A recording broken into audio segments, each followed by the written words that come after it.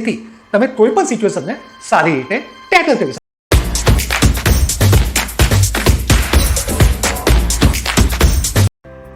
સવારથી એક પણ કસ્ટમર નથી આવ્યો, ધંધો નથી થયો. આવી સિચ્યુએશનમાં તમે શું કરશો? ચાલો એક સ્ટોરી સાંભળીએ પોઝિટિવિટીની. એ દુકાનદાર હતો, એના દુકાનમાં સવારથી એક પણ કસ્ટમર આવ્યો નહીં હતો.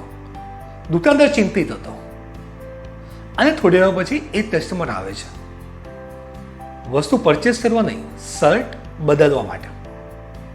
તો સૌથી પહેલાં દુકાનદારે ભગવાનને થેન્ક યુ કીધું કે થેન્ક યુ ભગવાન, એક કસ્ટમર આવ્યો.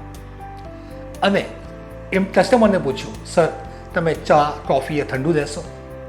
કસ્ટમરે પોલાઇટી ના કીધું અને દુકાનદારને શર્ટ આપ્યો. દુકાનદારે શર્ટની સિચ્યુએશન જોઈ અને શર્ટ મૂકવા ગયો. એટલા ટાઈમમાં કસ્ટમર વિચારે છે દુકાનદાર કેટલો સારો છે, એક પણ સવાલ પૂછ્યો નહીં અને શર્ટ એક્સચેન્જ કરે છે.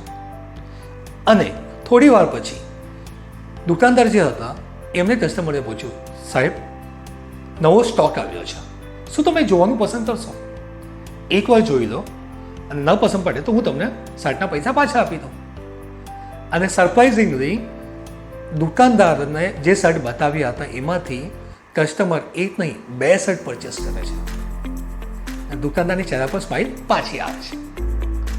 સો ઓલવેઝ માઇન્ડસેટ પોઝિટિવ રાખો, જેથી તમે કોઈ પણ સિચ્યુએશનને સારી રીતે ટેકલ કરી શકો છો. અને હા, until next time, keep evolving.